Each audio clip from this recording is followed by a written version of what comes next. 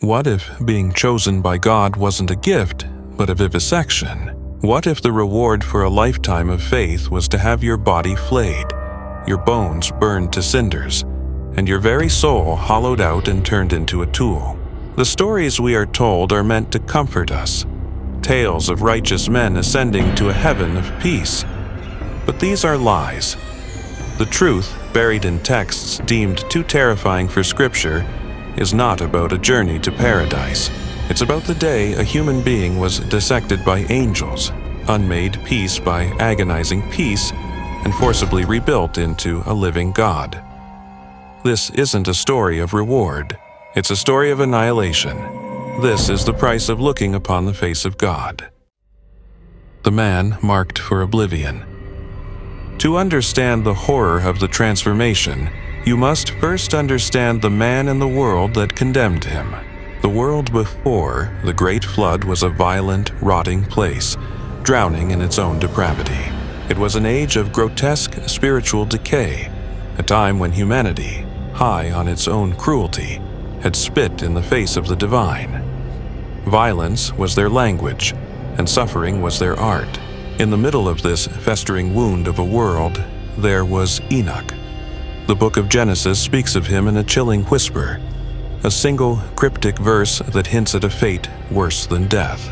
Genesis 5:24 says only, "Enoch walked with God, and he was not, for God took him.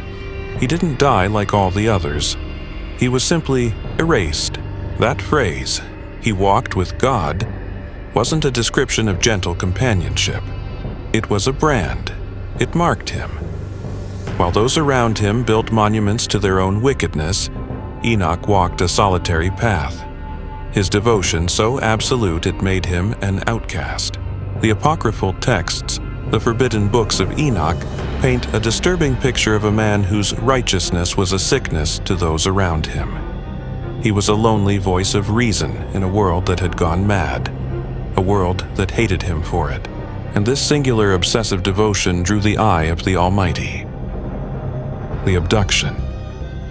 The call, when it came, wasn't a gentle summons, it was an abduction. There was no choir of angels, only the shriek of reality tearing apart. A voice that was not a voice, a pressure, a command that bypassed sound and reason, reverberated in Enoch's bones. He was to ascend, not an invitation, a conscription. The texts describe a storm chariot, a whirlwind of impossible energy, ripping him from the earth like a weed. His feet left the ground, his family disappeared from view, and the world he knew was torn away, the sky cracking open to swallow him into a silent, crushing void. The journey to the throne of glory had begun, and its first price was everything Enoch had ever known or loved. The agony of unmaking. The journey upward was a symphony of agony. As he was dragged through the heavens, the very concept of air vanished, replaced by the silent, crushing weight of eternity. But that was only the beginning of the horror. The second book of Enoch says he was met by angels, but this was no welcome party. They were dissectors. Their first order was to strip him of his earthly clothing. This was not fabric. This was a flaying. Imagine the feeling. Your skin, the scroll upon which your entire life is written, peeled away from muscle and sinew by beings of cold, perfect light. Then they anointed him with oil. But it wasn't for comfort. It was a divine accelerant, a holy catalyst that seeped into his exposed flesh and set him on fire from the inside out. His very cells became the fuel for his own demolition. The third book of Enoch describes this deconstruction with surgical, terrifying detail. It states, "Forthwith my flesh was changed into flames." This was not a metaphor. Every cell in his body erupted into a personal star, a supernova of agony. His sinews, the tethers holding his mortal form together, snapped and recoiled as strands of flaming fire. His bones, the very scaffold of his humanity, were superheated until they glowed like coals of burning juniper, crumbling to ash within his burning form. They were unmaking him, systematically. The agony worked its way inward, His blood didn't just boil, it sublimated into pure, raw energy. His veins were no longer filled with life, but with incandescent, fiery sparks. His heart no longer pumped blood. It was a seized engine of torment, pumping lightning through a body that was no longer a body. The cancer of sight. And then they took his eyes. His human eyes, which had wept for the wickedness of the world, began to melt in their sockets. The third book of Enoch says they were turned into torches of fire, but it didn't stop. God then commanded that he be given new eyes, 365,000 of them. Imagine the body horror. New organs of sight erupting like a cancerous growth all over his flaming form, each one a screaming vortex of stellar fire. He was blinded not by darkness but by an unbearable, infinite torrent of information. He could see everything, every moment, every possibility all at once. His consciousness, the very essence of the man named Enoch, shattered under the weight of his own godlike vision. The transformation was absolute. His hair, his limbs, every last trace of the man was remade into fire and wings and light. He fell before the throne, but there was no face left to fall upon. There was only a column of living flame, a man who had become a star by being burned alive. The heresy of transformation. You have to ask yourself why this story, in all its terrifying detail, isn't scripture. Why was this vision of heaven suppressed? For centuries, the Book of Enoch was widely read and respected among early Christians.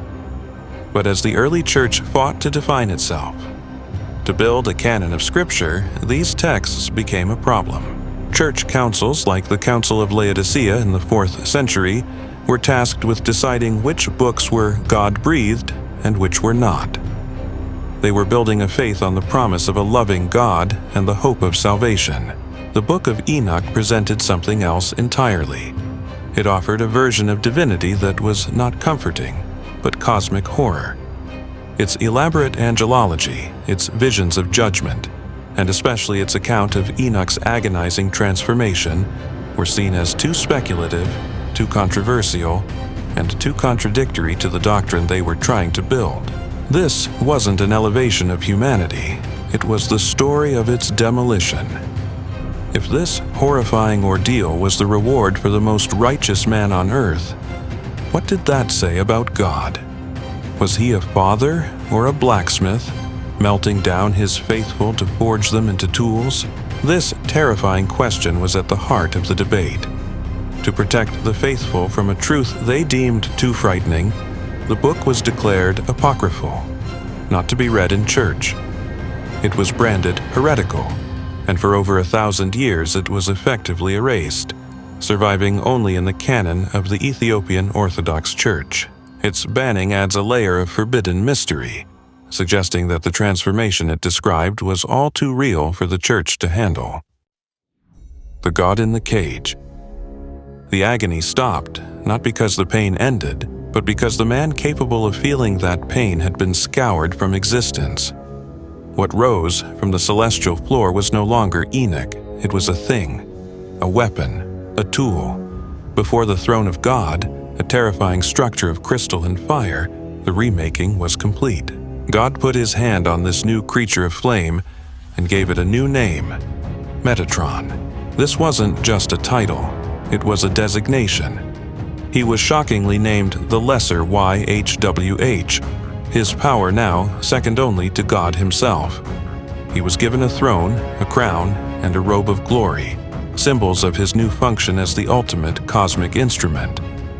His task, to become the celestial scribe. The man whose own story was erased was now forced to record every deed of every being in creation. The man who lost his life was now the eternal keeper of the records of all life. But here is the terrible truth at the heart of this gift. Enoch the man was gone, annihilated. In his place stood Metatron, a being of 72 wings and a body of pure, unrelenting fire. He possessed infinite knowledge, but did he remember his wife's face? Could he recall the sound of his son Methuselah's laughter in a mind now choked with the secrets of the cosmos? The texts celebrate his glory, but they are chillingly silent on his loss. This is the horrifying price of his ascension. To become a god, he had to be utterly destroyed. His humanity wasn't elevated. It was an obstacle, burned away to forge something useful. The eternal curse. Was this a reward for his righteousness, or was it the ultimate punishment? He was given a throne, but is he free? Or is he now a prisoner of his own divinity, an eternal servant locked in a cage of light? He is no longer a man who walks with God. He is an extension of God, his will subsumed, his identity erased, to be brought so close to the divine light that you are utterly consumed by it, leaving behind only a memory burned into Scripture and a new, terrible star screaming silently in the heavens. This was not an ascension. It was the complete and utter destruction of a human soul to create a divine functionary, an eternity of glory that is indistinguishable from an eternity of damnation. The story of Enoch's transformation forces us to ask a terrifying question. Is closeness to God a blessing or a curse that unmakes you? Which part of Enoch's agonizing metamorphosis did you find the most horrifying? And do you see his new existence as Metatron as a glorious reward or the ultimate damnation? Let us know your thoughts in the comments below. If you find these journeys into the dark and terrifying corners of mythology compelling, be sure to like this video and subscribe for more explorations into the lore that was deemed too dangerous to share. Thank you for walking with us through the fire.